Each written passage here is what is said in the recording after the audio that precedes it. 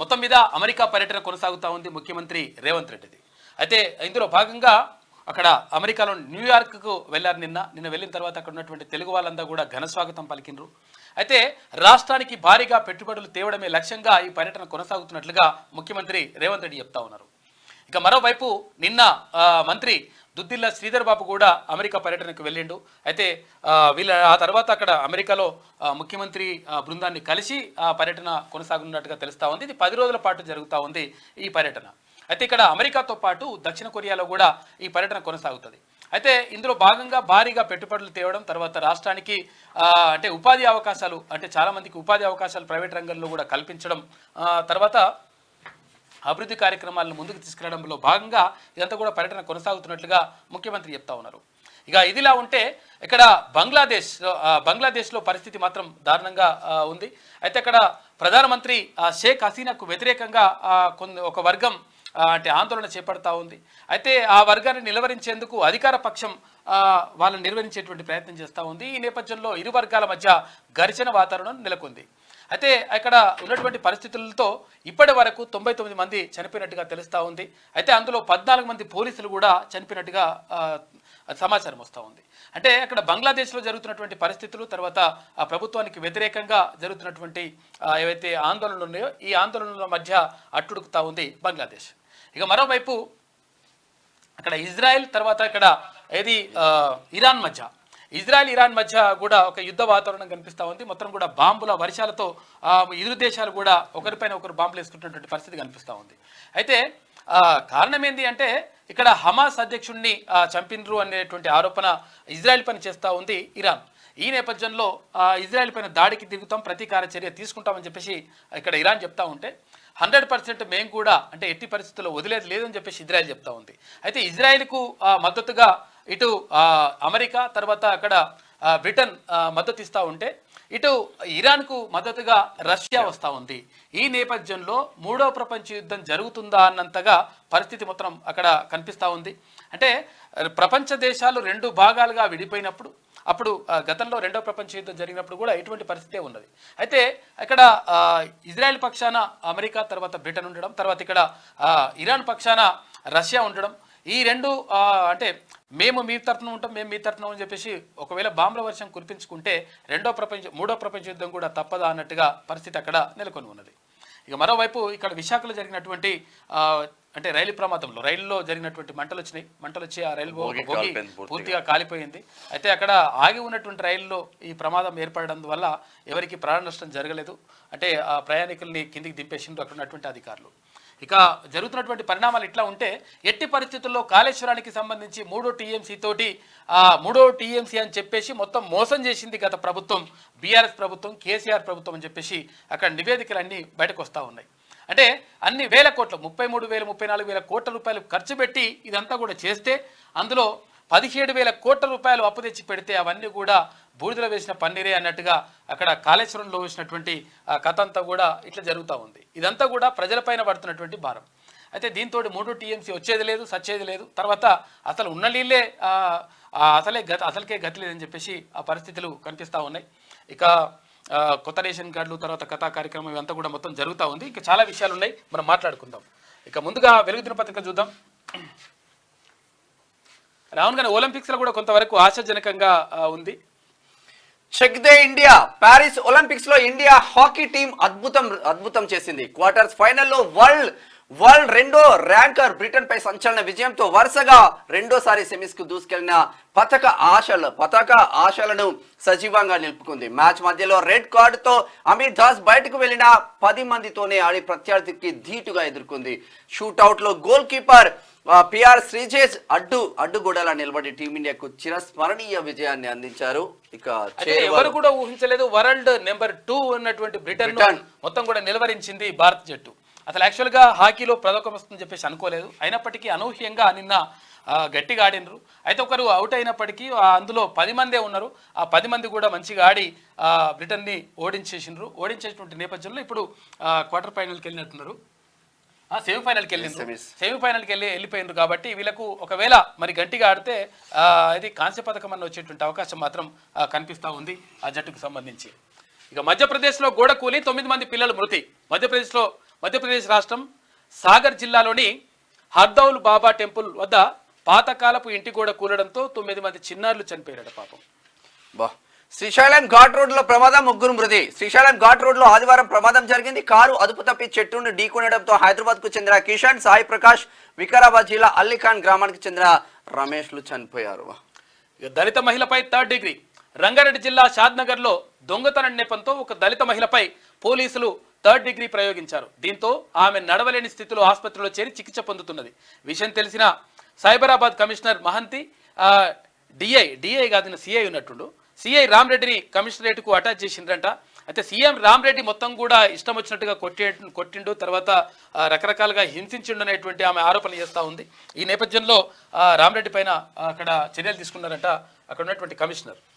రాష్ట్రాన్ని అభివృద్ధి చేసుకుందాం, పెద్ద మొత్తంలో పెట్టుబడులు వచ్చేలా సహకరించండి. అమెరికాలోని తెలుగు వాళ్లకు సీఎం రేవంత్ రెడ్డి పిలుపు. న్యూయార్క్ లో ముఖ్యమంత్రికి ఘన స్వాగతం. 10 రోజులు అమెరికా, సౌత్ కొరియాలో పర్యటనలు జరగబోతుంది. మంత్రి దుద్దిల శ్రీధర్ బాబు రాష్ట్రాన్ని అభివృద్ధి చేసుకోవడానికి ఎన్ఆర్ఐలు సహకరించాలని చెప్పేసి న్యూయార్క్ విమానాశ్రయంలో సీఎం రేవంత్ రెడ్డికి ఘన స్వాగతం పలుకుతున్న అమెరికాలోని తెలుగు వాళ్ళని చెప్పేసి ఇక్కడ చిత్రం చూసుకోవచ్చు.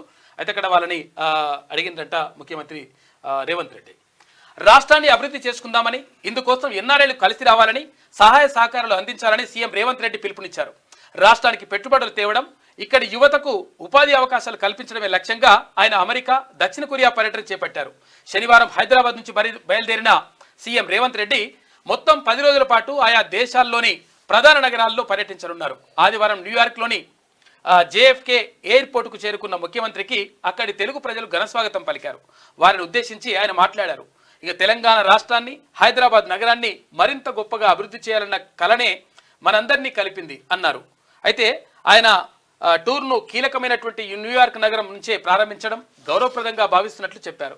తెలంగాణ, ఏపీకి చెందిన ఎన్ఆర్ఐ సోదరీమణులు గుండెల నిండా ప్రేమ, ఆప్యాయతతో తమ బృందానికి స్వాగతం పలకడానికి రావడం ఎంతో సంతోషంగా ఉందని సీఎం రేవంత్ రెడ్డి అన్నారు. తెలంగాణ అభివృద్ధి కోసం తెలుగువారైన ఎన్ఆర్ఐలు తమ వంతు సహకారాన్ని అందించాలి, రాష్ట్రానికి పెద్ద మొత్తంలో పెట్టుబడులు వచ్చేలా సహకరించాలని చెప్పేసి అక్కడ ముఖ్యమంత్రి రేవంత్ రెడ్డి చేస్తా ఉంటే మళ్ళీ నిన్న మంత్రి దుద్దిల శ్రీధర్ బాబు బృందం కూడా అమెరికాకు బయలుదేరింది. అమెరికాకు బయలుదేరిన మంత్రి శ్రీధర్ బాబు, సీఎం రేవంత్ రెడ్డి అమెరికా టూర్ లో పాల్గొనేందుకు మరో బృందం ఆదివారం హైదరాబాద్ నుంచి బయలుదేరి వెళ్లింది. ఇందులో ఐటీ పరిశ్రమల శాఖ మంత్రి దుద్దిల శ్రీధర్ బాబుతో పాటు సంబంధిత శాఖల అధికారులు ఉన్నారు. సోమవారం ఈ టీం సీఎం రేవంత్ బృందంతో కలిసి పలు ప్రముఖ కంపెనీల సమావేశంలో పాల్గొననుంది. ఇక్కడ మంత్రి శ్రీధర్ టీం కూడా వెళ్ళిందట అక్కడికి. ఇక అక్టోబర్ నుంచి యాదాద్రి కరెంట్ వచ్చే ఏడాది మార్చి కల్లా పూర్తి స్థాయిలో ఉత్పత్తి జరగాలి. అధికారులకు డిప్యూటీ సీఎం బట్టి విక్రమార్క ఆదేశం. ఇక ఈ నెలలో యాదాద్రి థర్మల్ ప్లాంట్ను సందర్శిస్తానని ఆయన వెల్లడించిండు. ఇట్లా ఉంటే కొత్త రెవెన్యూ చట్టంతో రైతులకు మేలు, ఇక కోర్టు మెట్లెక్కే అవసరం ఉండదు. ఇది 4 గోడల మధ్య తయారు చేసింది కాదు, ప్రజాభిప్రాయంతో రూపొందించింది.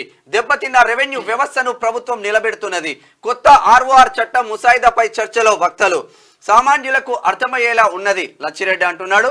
18 రాష్ట్రాల్లో అధ్యయనం చేసి రూపొందించాం, భూమి సునీల్ అంటున్నారు. ఇది చరిత్రలో నిలిచిపోతుందని professor G B Reddy Osmania university professor, అక్కడ లా కాలేజీలో ప్రొఫెసర్ గా పనిచేసిండు. తర్వాత ఆయన వాస్తవంగా కొత్త రెవెన్యూ చట్టంలో మార్పులు రావాల్సిన అవసరం ఉంటుంది. చాలా మంది రైతులు ఇక్కడ చాలా ఇబ్బందులు పడతా ఉన్నారు. ఈ ఆర్ఓఆర్ ద్వారా మొత్తం కూడా అంటే వ్యవస్థలన్నింటినీ కూడా గాడిలో పెట్టేటువంటి ప్రయత్నం చేయాలి. తర్వాత ఏది ఉన్నా కానీ, ఏ చిన్న విషయం ఉన్నా కానీ కోర్టుకు వెళ్ళమంటున్నారు. ఇందులో పోలీసులు జోక్యం చేసుకోదని ఒక రూల్ ఉందని, నిబంధన ఉన్నది. దీంతో పోలీసులు జోక్యం చేసుకోరు. తర్వాత ఇష్టం వచ్చినట్టుగా వైట్ కాలర్ నేరగాళ్ళు ఇష్టం వచ్చినట్టుగా భూదందాలు చేస్తున్నటువంటి పరిస్థితి కనిపిస్తా ఉంది. దీనికి చెక్ పెట్టేందుకు భాగంగా ఇక్కడ కొత్త రెవెన్యూ చట్టం తీసుకురానున్నట్టుగా ప్రభుత్వం చెప్తారు. కోర్టుకు వెళ్తే సింపుల్ గా 10 సంవత్సరాలు టైం పాస్ చేస్తున్నారు. ఇక స్టేటస్ కో ఆర్డర్ తెచ్చుకుంటారు, అది పెడతారు, కబ్జాలు పెడతారు, బిల్డింగ్ కడతారు. ఏదో ఇక దానికి ఎల్ఆర్ఎస్ బిఆర్ఎస్ అని చెప్పేసి ఇక అన్ని కథం పట్టిస్తా ఉన్నారు. సెటిల్మెంట్ కు వచ్చేస్తారు. ఇక రాష్ట్రంలో రెవెన్యూ వ్యవస్థను మళ్లీ నిలబెట్టేందుకు ప్రభుత్వం కృషి చేస్తున్నదని వక్తలు, రెవెన్యూ నిపుణులు అన్నారు. కొత్తగా తీసుకొస్తున్న ఆర్ఓఆర్ చట్టం పేదలు, రైతులకు చుట్టంగా మారుతుందని చెప్పారు. ఇన్ని రోజులు ఏ సమస్య వచ్చినా కోర్టుకు పోవాల్సి వచ్చేదని, ఇకపై కోర్టు మెట్లెక్కాల్సిన అవసరం ఉండదని అన్నారు. తెలంగాణ భవిష్యత్ తరాలు ఉపయోగపడేలా ఆర్ఓఆర్ చట్టం 2024 ముసాయిదా ఉందని ప్రశంసించారు. అయితే ఇది ఒకరిద్దరి అవసరాల కోసం తయారు చేసిన చట్టం కాదు. గతంలో ఎప్పుడూ లేని విధంగా ప్రజల అభిప్రాయం తీసుకొని చట్టాన్ని రూపొందించారని చెప్పేసి వక్తలు చెప్పింది. నిన్న అయితే ఇందులో అక్కడ ఇదేనండి ఆ డిప్యూటీ. ఉస్మానియా సిటీ ప్రొఫెసర్, తర్వాత జీబీ రెడ్డి, తర్వాత ఇక్కడ ఆయన ఎవరు లచ్చిరెడ్డి, వీళ్ళంతా ఇక్కడ రెవెన్యూ అధికారుల సంఘం అధ్యక్షునిగా కొనసాగుతుండు లచ్చిరెడ్డి. అబిడ్స్ లో బాలిక కిడ్నాప్ 12 గంటల్లో కేసును ఛేదించిన పోలీసులు. సైకిల్ కొనిస్తానని చెప్పి 6 ఏళ్ల చిన్నారిని వెంట తీసుకెళ్లిన బీహార్ యువకుడు. సీసీ కెమెరాల ఆధారంగా పోలీసుల సర్చ్. కొత్తూరు మండలం ఇన్వలాస్ నర్వాలో నిందితుడి పట్టివేత. చిన్నారిని తల్లిదండ్రులకు అప్పగించిన పోలీసులు. వీడు అసలు యాక్చువల్గా వీడు బీహార్ వాడంట. వాడు ఏది ఆ పాపను తీసుకొని తర్వాత నీకు సైకిల్ కొనిస్తా అని చెప్పి తీసుకోపోయిందంట. అయితే అక్కడ బాబు కూడా ఉండే. ఆ బాబు కొంచెం భయపడి కొంచెం పక్కకి వెళ్ళిండంట. ఈ పాప వస్తే పాపను తీసుకొని వాళ్ళు వెళ్ళిపోయిన తర్వాత 12 గంటల పాటు పోలీసులు శ్రమించిండ్రు. నిజంగా అంటే ఇటువంటి విషయంలో పోలీసులకు అభినందనలు చెప్పాలి, హ్యాట్స్ అప్. అంటే ఇటువంటి పనులు 100% చేయాల్సిన అవసరం ఉంటుంది. కాబట్టి అంటే వాడు అసలు యాక్చువల్గా తీసుకుపోయి ఆ పాపను తీసుకుపోయి మొత్తం కూడా కిడ్నాప్ చేసిండట. దాంతో ఛేదించిండు పోలీసులు. కాళేశ్వరం 3వ టీఎంసీకి పెట్టిన పైసలు మునిగినట్టే. బాహుబలి మోటార్లు ఈత కొడుతున్నాయి. 20,000 కోట్లు దారబోసిన గత బీఆర్ఎస్ సర్కార్ 33,459 కోట్ల అంచనాలతో 2019లో పనులు స్టార్ట్. ఇప్పటికే 20,372 కోట్లు ఖర్చు. ఇందులో 17,051 కోట్లు అప్పులే. అనుమతులు లేకుండానే ముందుకు. మేడిగడ్డ కుంగడంతో 2 టీఎంసీలు నీళ్లు ఎత్తిపోసుకోలేని పరిస్థితి. ఖాళీగా పడి ఉంటున్న మోటార్లు. ఇలాంటి పరిస్థితి 3వ టీఎంసీ ఉత్తదే అని అంటున్న ఇంజనీర్లు. ఉట్టిగానే పైసలు తీసుకుపోయి మొత్తం కాళేశ్వరంలో కమ్మరిచ్చిండు కాక. ఎందుకంటే 33,459 కోట్ల రూపాయలని కథం చేసి పడేసిండు ఉట్టిగా గాలికి. ఏంటంటే ఒక టీఎంసీ తెస్తా అని చెప్పేసి ఇన్ని పైసలు ఖర్చు పెట్టిండు. ఆ టీఎంసీ వచ్చిందా పీకిందంటే అది కూడా లేదు. కాళేశ్వరం ప్రాజెక్టులో 3వ టీఎంసీ పనుల కోసం పెట్టిన పైసలన్నీ మునిగినట్టేనన్న అభిప్రాయం వ్యక్తమవుతున్నది. అయితే గత బీఆర్ఎస్ సర్కార్ ఈ పనులపై 20,000 కోట్ల రూపాయలు ఖర్చు చేసింది. ఇందులో 17,000 కోట్ల రూపాయలకు పైగా నిధులు అప్పు తీసుకొచ్చి ఖర్చు చేసింది. అనుమతులు లేకుండానే పనులు చేపట్టడం, భూసేకరణకు రైతులు ఒప్పుకోకపోవడం, మేడిగడ్డ బ్యారేజీ కుంగడం, రిపేర్లు చేసిన బ్యారేజీలో పూర్తి స్థాయిలో నీళ్లు నిల్వ చేసే పరిస్థితి లేకపోవడం, మోటార్లన్నీ ఖాళీగా ఉండడం వంటి అంశాలు 3 టీఎంసీల పనులకు ఆటంకంగా మారాయని ఇంజనీరింగ్ వర్గాలు చెప్తున్నాయంట. చూడరిగా 3వ టీఎంసీ చేస్తా అని మొత్తం పైసలన్నీ కథం చేసి పడేసిండు కాక. ఇక మళ్ళీ మేము మంచి చేసినామని చెప్పేసి హరీష్ రావు అంటాడు. మరి మేము మంచి చేసినా చెప్పుద్దా నువ్వు? భారీ నీటిపారుదల శాఖ మంత్రిగా ఉన్నావుగా, భారీగానే వేసేసిరని ఆరోపణలు కూడా ఉన్నాయి కదా, వచ్చి చెప్తే మంచిగా ఉంటుంది. లోకల్ బాడీ ఎన్నికలపై పీసీసీ ఫోకస్. మెజార్టీ స్థానాల్లో గెలిపే లక్ష్యంగా కార్యాచరణ. మొదట స్థానిక ఎమ్మెల్యేలు, జిల్లా మంత్రులతో సెగ్మెంట్ల వారీగా మీటింగ్స్. ఆ తర్వాత సీఎం, ఏఐసీసీ నేతలతో జిల్లా స్థాయి సమావేశాలు. గ్రామ స్థాయి సమస్యలపై దృష్టి పెట్టాలని నేతలకు ఇప్పటికీ ఆదేశాలు. కానీ ఈ లోకల్ బాడీ ఎలక్షన్లు పెట్టే ముందు బీసీ కులగణన ఏదైతే ఉంటుందో అది చేసిన తర్వాత పెడితే బీసీలకు న్యాయం చేసే అవకాశం ఉంటుంది. ఇది బీసీలకు సంబంధించింది. కాంగ్రెస్ లో ఉన్న లీడర్లు, మేజర్ లీడర్లు మాట్లాడారు, బీఆర్ఎస్ లో ఉన్న బీసీ లీడర్లు మాట్లాడారు, ఇక బీజేపీలో ఉన్న బీసీ లీడర్లు మాట్లాడారు. మరి ఎవరు మాట్లాడతారు రాబాయ్ బీసీల కోసం అంటే వాళ్ళు అంతే అని. సీట్లు కావాల్సినప్పుడు, ఓట్లు కావాల్సినప్పుడు మాత్రమే వాళ్ళు వచ్చి మాట్లాడతారు. మనమంతా ఒకటి, మనకు ఓటు వేయాలి, ఇట్లా ఉంటాయి లెక్కలు. కానీ నిజంగా ఒకవేళ అన్యాయం జరిగినప్పుడు మాట్లాడే పరిస్థితి కనిపిస్తలేదు. ఎందుకనంటే ఇది ఏం జరిగింది, మరి ఎందుకు ఆ బీసీల రిజర్వేషన్లు పెంచాల్సి వస్తుంది అంటే, గతంలో ఉన్నటువంటి బీఆర్ఎస్ ప్రభుత్వం ఏదైతే కేసీఆర్ ప్రభుత్వం ఉందో, కేసీఆర్ ప్రభుత్వంలో అక్కడ ఉన్నటువంటి లోకల్ బాడీలో బీసీలకు ఉన్నటువంటి రిజర్వేషన్లు తగ్గించి బీసీలకు అన్యాయం చేసింది. ఈ అన్యాయం చేసినటువంటి పరిస్థితిని సవరించాల్సినటువంటి అవసరం ఉందని చెప్పేసి ఇప్పుడు ఉన్నటువంటి ప్రభుత్వం భావిస్తూ ఉంది.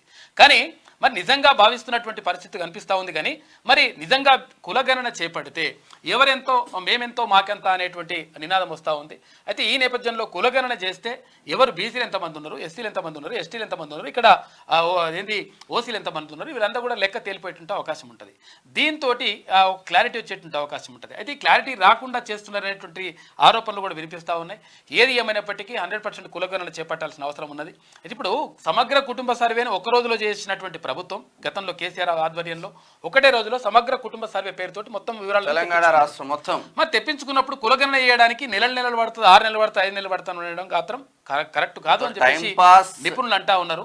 కాబట్టి 100% కులగణన చేయాల్సిందే. 100% ఇక్కడ ఎవరైతే అంటే అణగారిన వర్గాలుగా, తర్వాత వెనుకబడిన వర్గాలుగా అయితే ఉన్నారో, బీసీలు ఉన్నారో వాళ్ళకి న్యాయం జరగాల్సిన అవసరం ఉన్నది. ఎవరైతే నిజంగా ఒకవేళ ఎస్సీలకు సంబంధించి కానీ, ఎస్టీలకు సంబంధించి కానీ వాళ్ళ వాటా వాళ్ళకు కూడా రావాల్సినటువంటి అవసరం 100% ఉన్నది.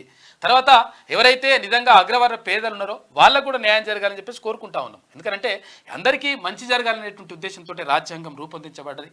తర్వాత అందులో భాగంగానే కాంగ్రెస్ డాక్టర్ బిఆర్ మేనిఫెస్టోలో అంబేద్కర్ కూడా పెట్టుకున్నారు కదా వీళ్ళు, కాంగ్రెస్ పెట్టుకున్నారు. తర్వాత ఇంకోటి ఏంటంటే రాహుల్ గాంధీ, కాంగ్రెస్ అగ్రనేత రాహుల్ గాంధీ కూడా గతంలోనే ప్రకటించిండు, అంటే ఎన్నికల ముందు కూడా ప్రకటించిండు. ఆయన ప్రకటించినట్టుగా ఏదైతే ప్రకటన ఉందో, ఏదైతే హామీ ఇచ్చిండ్రో ఆ హామీని నిలబెట్టుకునేటువంటి ప్రయత్నం చేయాలని చెప్పేసి తెలంగాణ సమాజం కోరుతా ఉంది. కాబట్టి కులగణన తొందరగా కంప్లీట్ చేసి ఆ తర్వాత స్థానిక సంస్థల ఎన్నికలకు వెళ్తే బాగుంటుంది అనేటువంటి ఆలోచన మాత్రం ఎమ్మెల్యే ఎలక్షన్ల ముందు కూడా ప్రతి పార్లమెంట్ సెగ్మెంట్ లో 2 బీసీలకు ఇవ్వాలని రాహుల్ గాంధీ చెప్పింది, కానీ ఎక్కడా తెలంగాణ రాష్ట్రంలో అమలు పరచలేదు. చెప్పేది ఒకటి, చేసేది ఒకటి అవుతుంది. ఇక బంగ్లాదేశ్ లో మళ్ళీ హింస, 99 మంది మృతి, ప్రధాని రాజీనామా చేయాలని ఆందోళనకారుల డిమాండ్, నిరసనకారులు రూలింగ్ పార్టీ సపోర్టర్ల మధ్య ఘర్షణ, అల్లర్లలో 100 మందికి గాయాలు, భారీ సంఖ్యలో వాహనాలకు నిప్పు, దేశవ్యాప్తంగా నిరవధిక కర్ఫ్యూ అమల్లోకి. వారు స్టూడెంట్లు కాదు టెర్రరిస్టులు అంటున్నది ప్రధాని షేక్ హసీనా. ఇక్కడ ఢాకాలో ఆందోళనకారులు నిప్పు పెట్టడంతో తగలబడిపోతున్న షాపింగ్ మాల్ అని చెప్పేసి ఇక్కడ వార్త కనిపిస్తూ ఉంది. అసలు యాక్చువల్గా ఈ బంగ్లాదేశ్ ఏంటిది? బంగ్లాదేశ్ అనేది ఒక దేశం. ఇప్పుడు ఆ బంగ్లాదేశ్ మరి ఎక్కడ ఉండే? అయితే ఇప్పుడు అసలు యాక్చువల్గా ఏమైందంటే ఇది మొత్తం కూడా ఉమ్మడి భారతదేశంగా ఉండే, అఖండ భారతంగా ఉండే. ఆ తర్వాత పాకిస్తాన్ భారతదేశం నుంచి విడిపోయింది. అయితే ఇక్కడ తూర్పు పాకిస్తాన్, పశ్చిమ పాకిస్తాన్ అని చెప్పేసి 2 భాగాలుగా, అంటే పాకిస్తాన్ ఒకటి విడిపోయింది. విడిపోయిన తర్వాత ఇక్కడ బంగ్లాదేశ్లో ఎవరైతే ఉంటారో వాళ్ళు, అంటే బెంగాలీ, అంటే అసలు యాక్చువల్గా అప్పుడు బెంగాలీ, వెస్ట్ బెంగాల్ పక్కనే ఉంటుంది, బంగ్లాదేశ్ వెస్ట్ బెంగాల్ పక్కనే ఉంటుంది. అయితే ఈ బెంగాలీలంతా ఒక పెద్ద రాష్ట్రంగా, అంటే ఒక పరిస్థితిగా ఉండేది, అంటే ప్రాంతంగా ఉండేది. అయితే అక్కడ ఆ బెంగాల్ విభజన తర్వాత అక్కడ బంగ్లాదేశ్ అక్కడ వెళ్ళిపోయింది, అంటే ఉమ్మడి పాకిస్తాన్కి. తర్వాత అక్కడ ఉత్తర పాకిస్తాన్, తూర్పు పాకిస్తాన్, పశ్చిమ పాకిస్తాన్ అని చెప్పేసి 2 భాగాలుగా విడిపోయింది. విడిపోయిన తర్వాత భారత మద్దతుతోటి భారతదేశం పూర్తిగా, అప్పుడు ఇందిరాగాంధీ ప్రధానమంత్రి ఉన్నప్పుడు అక్కడ ఉన్నటువంటి బంగ్లాదేశ్కు సపోర్ట్ చేసి ఇక్కడ పాకిస్తాన్ అంటే నుంచి విడిపోవాల్సిన అవసరం ఉన్నది. బంగ్లాదేశ్ విడిపోయి అది ప్రత్యేక దేశంగా ఉండాలని చెప్పేసి భారతదేశం అక్కడ ఇది బంగ్లాదేశ్కు సపోర్ట్ చేసింది. సపోర్ట్ చేసిన తర్వాత అప్పుడు బంగ్లాదేశ్ దేశం ఏర్పాటైంది. దానికి సంబంధించి చాలా సహాయ సహకారాలు గతం నుంచి కూడా, అంటే స్వాతంత్రం వచ్చినప్పటి నుంచి ఇప్పటి వరకు కూడా ఎప్పుడు కూడా సహాయ సహకారాలు అందిస్తూ ఉన్నాం మనము, ఏది బంగ్లాదేశ్కి సంబంధించి. అయినప్పటికీ కొంతమంది బంగ్లా తీవ్రవాదులు మన దగ్గరకు రావడం ఇదంతా కూడా జరుగుతూ ఉంది, కానీ మొత్తం మీద సహాయ సహకారాలు మాత్రం మనం అందిస్తూ ఉన్నాం. ఎందుకు సహాయ సహకారాలు అందిస్తారు? ఇప్పుడు ఈ శ్రీలంకకు కానీ మన దగ్గర పైసలు ఏమైనా ఎక్కువైనాయా అని కూడా చెప్పేసి చాలామందికి డౌట్ రావచ్చు. అంటే మన దగ్గర తినడానికి కొంతమందికి తిండే లేదు, తర్వాత కొంతమంది సంక్షేమ పథకాలు అమలు చేసేందుకు పైసలే లేవు.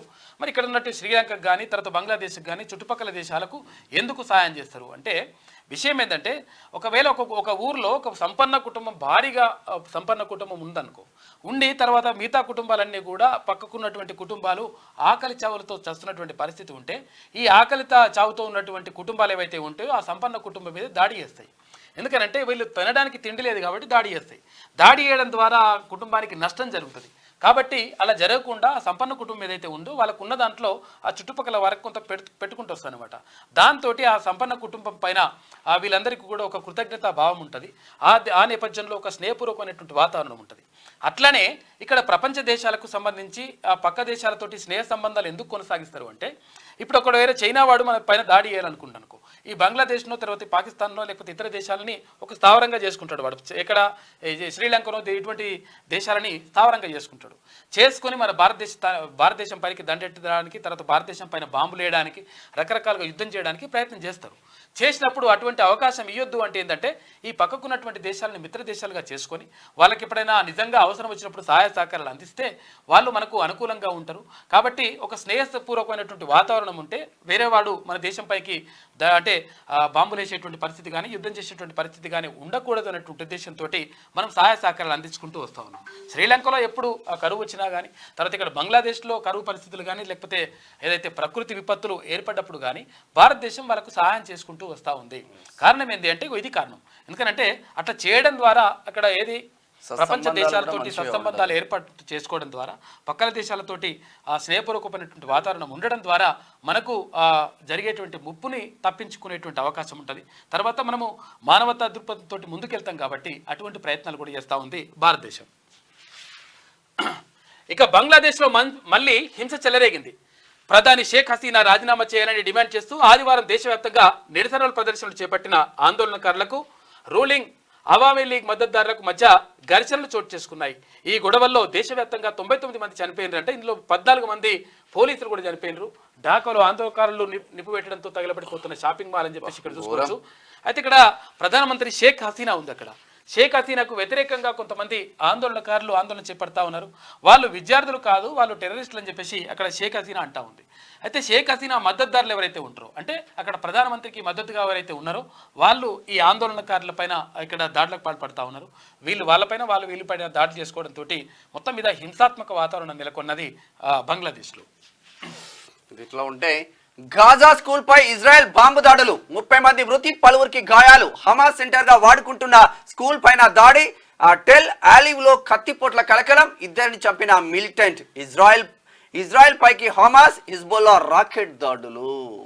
ఇక గాజా స్కూల్ పైన ఇజ్రాయెల్ బాంబుల దాడులు చేసింది అని చెప్పేసి ఒక వార్త కనిపిస్తా ఉంది. 30 మంది చనిపోయినారు. అయితే ఇరాన్ ఇట్లా ఇజ్రాయెల్ పైన దాడి చేయడం, తర్వాత ఇరాన్ పైన దాడి చేయడం, ఇవంతా కూడా కొనసాగుతూ ఉంది. మొత్తం మీద ఒక యుద్ధ వాతావరణం మాత్రం కనిపిస్తా ఉంది. ప్రపంచ దేశాలు 2 భాగాలుగా విడిపోయేటువంటి ప్రమాదం ఉంది అని చెప్పేసి అంటా సర్వనాశనం. అయితే గతంలో 2వ ప్రపంచ యుద్ధం జరిగినప్పుడు కూడా, 2వ ప్రపంచ యుద్ధం జరిగిన తర్వాత అంటే ఐక్యరాజ్య సమితి ఏర్పడిన తర్వాత ఒక అలీన విధానాన్ని చేపట్టింది భారతదేశం. అప్పుడు ప్రధానిగా ఉన్నటువంటి ఎవరైతే జవహర్ లాల్ నెహ్రూ ఉన్నారో, ప్రధానిగా ఉన్నప్పుడు అలీన విధానం అంటే ఏంటిది? మరి ఎందులో విలీనం కానటువంటి పరిస్థితి. ఇక్కడ ఇది అమెరికా పెట్టుబడిదారి వ్యవస్థ కానీ, ఇక్కడ రష్యాకు సంబంధించినటువంటి సామ్యవాద వ్యవస్థకు కానీ, ఇక్కడ 2 వర్గాలకు సపోర్ట్ చేయకుండా అలీనమైనటువంటి విధానం, సొంతంగా ఒక అలీన విధానం, ఎక్కడ విలీనం కానటువంటి విధానాన్ని తీసుకురావాలని చెప్పేసి అప్పుడున్నటువంటి ప్రధాని, అంటే భారతదేశం మొట్టమొదటి ప్రధాని జవహర్ లాల్ నెహ్రూ తీసుకొచ్చి అలీన విధానాన్ని చేపట్టింది. దీని ద్వారా ఎవరితో శత్రుత్వం పెట్టుకోవద్దని చెప్పేసి భారతదేశం భావించింది. అందులో భాగంగా ముందుకెళ్ళడం జరిగింది. కాకపోతే ఏంటంటే ఇప్పుడు మళ్ళీ 3వ ప్రపంచ యుద్ధం జరిగేటువంటి ప్రమాదం కూడా ఉంది అనేటువంటి హెచ్చరికలు వస్తా ఉన్నాయి. చూడాలి ఏం జరుగుతుందో. ఇక ఉత్తమ చిత్రంగా Balagam, Venu Yeldandi best director award. Telangana backdrop లో తీసిన దసరా సినిమాకు 6 అవార్డులు. చిత్ర బృందానికి సీఎం రేవంత్ అభినందనలు. 69వ శోభా ఫిలిం ఫేర్ అవార్డ్స్ లో బెస్ట్ మూవీగా నిలిచిన సినిమాలు అంటే గుర్తొస్తుంది. నార్మల్ గా తెలంగాణ రాష్ట్రం రాకముందు ఉమ్మడి ఆంధ్రప్రదేశ్ లో ఉన్నప్పుడు ఇక అన్నిట్లో మనం డెవలప్మెంట్ అవుతాం రాబాయ్. చిత్రసీమ కూడా 2గా విడిపోతుంది. తెలంగాణ హీరోలు వస్తారు, తెలంగాణ డైరెక్టర్లు వస్తారు, తెలంగాణ కామెడియన్స్, మొత్తం మన వ్యవస్థలో ఉంటది అనుకున్నాం. కానీ మొత్తం ఇప్పటికీ ఆంధ్రుల చేతుల్నే ఉంది. ఏమీ మాత్రం ఒరగలేదు. తెలంగాణ వాళ్ళను తొక్కివేయడమే జరుగుతూ ఉన్నది. అక్కడో ఇక్కడో వస్తున్నారు తప్ప ఓవరాల్ గా. బలగం సినిమా అంటే ఏంటిదంటే, ఒక మనిషి చచ్చిపోతే ఆ సాగు కార్యక్రమాలు ఎట్లా ఉంటాయి, తర్వాత అప్పటికి పంచాయతీ పెట్టుకున్నటువంటి వాళ్ళు ఉంటారు కదా, అక్కడ బావ బామర్దులు కానీ, తర్వాత అక్క తమ్ముళ్ళు, కుటుంబ వ్యవస్థ ఎట్లా ఉంటుంది, తర్వాత ఎట్లా వాళ్ళు సయోధ్య చేసుకుంటారు, తర్వాత చిన్నగా మూలుబొక్క కాడ పంచాయతీ ఎట్లా వస్తుంది, అంతేనా? మూలుబొక్క కాడ పంచాయతీ ఎంత పెద్ద పంచాయతీకి దారి తీసింది. ఇక ఇద్దరి మధ్యలో 2 కుటుంబాల మధ్య ఒక యుద్ధ వాతావరణం ఎట్లా నెలకొని ఉంటుంది, తర్వాత దానికి ఎట్లా మనం పరిష్కారం చూపించుకోవచ్చు. తెలంగాణ కాకి ముట్టకపోతే ఆ పెద్దలు వచ్చి ముట్టలేదని చెప్పేసి వాళ్ళ ఆత్మ శాంతించలేదని చెప్పేసి అనుకోవడం ఎట్లా, తర్వాత తెలంగాణ సంస్కృతి సాంప్రదాయాలకు ప్రతిబింబంగా నిలిచే విధంగా ఇక్కడ బలగం సినిమా ఉందని చెప్పేసి చెప్పుకుంటా ఉన్నాం. అయితే అందులో భాగంగా అంటే తెలంగాణ సంస్కృతి, అంటే తెలంగాణ సాంప్రదాయం, తర్వాత ఒకరిని చనిపోతే ఎట్లా ఉంటుంది, తర్వాత అంటే ఊర్లో వాతావరణం ఎట్లా ఉంటుంది, తర్వాత అప్లోడ్ ఎట్లుంటుంది, ఇవన్నీ కూడా అన్ని రకాలుగా ఇట్లా ఒక క్రమ పద్ధతి ప్రకారం, అంటే నిజంగా ఒక సావును చూసినట్టు అనిపిస్తుంది నాకు. అంటే నాకు వ్యక్తిగత అభిప్రాయం, బలగం సినిమాను చూస్తే ఒక సావును చూసినట్టు అనిపిస్తుంది. సావు కాడ జరిగేటువంటి తంత ఎట్లా ఉంటుందో అదంతా కూడా బలగం సినిమాలో కనిపిస్తుంది. ఇక తర్వాత దసరా సినిమాకి సంబంధించి కాకి ముట్టకపోతే అట్లనే ఇంకేమైనా తక్కువ చేయవచ్చు, ఇంకేమైనా తక్కువ చేసి నువ్వేం అనుకోకు అని చెప్పేసి ఇవన్నీ కాకిని అక్కడ పెద్దలు వచ్చి ముట్టినట్టుగా ఇట్లా చెప్తా ఉంటారు. ఇప్పుడు కాకులు కూడా కనిపిస్తారు ఊర్లలో, అదో పరిచయం ఉన్నది. సిటీలనే ఉంటున్నాయి శ్మశాన వాటికలలో పెంచుతున్నట, చెట్ల పైన బాగుంటుంది, ఊర్లలో కనిపిస్తారు వాస్తవంగా. అయితే ఇవంతా కూడా జరుగుతూ ఉంది. అయితే బలగం సినిమాకి సంబంధించి వేణు ఎల్దండికి అవార్డు వచ్చింది. తర్వాత నిజంగా కూడా ఒక అంటే జరుగుతున్నటువంటి పరిస్థితులను, తర్వాత ఉన్నట్టుగా సినిమా తీస్తే ఎట్లుంటుంది అనే దానికి నిదర్శనం బలగం సినిమా. అయితే ఇట్లా ఇందులో బంధుత్వాలు, తర్వాత ఈ కథా కార్యక్రమం అంతా కూడా ఎట్లుంటుంది అనేది తెలంగాణ సంస్కృతికి అడ్డం పట్టే విధంగా ఉంటుంది కాబట్టి దానికి అవార్డు వచ్చినట్టు చూసుకోవచ్చు. ఇక ఇది దీనికి కూడా వచ్చిందట, దసరా సినిమాకి కూడా 6 అవార్డులు వచ్చినాయి. ఒక్కసారి ఇది వెలుగులో ఉన్నటువంటి ప్రధాన కథనాలు అయితే ఒకసారి ఆంధ్రజ్యోతి చూద్దాం. హాకీ ఆశల పల్లకి, పారిస్ ఒలింపిక్స్ సెమీఫైనల్స్ కు చేరిన భారత్. బ్యాడ్మింటన్ లో లక్ష్య సేన్ ఓటమి. నేడు కాంస్య పోరు బాక్సింగ్ క్వార్టర్స్ ఫైనల్స్ లో లవ్లీనా పరాజయం.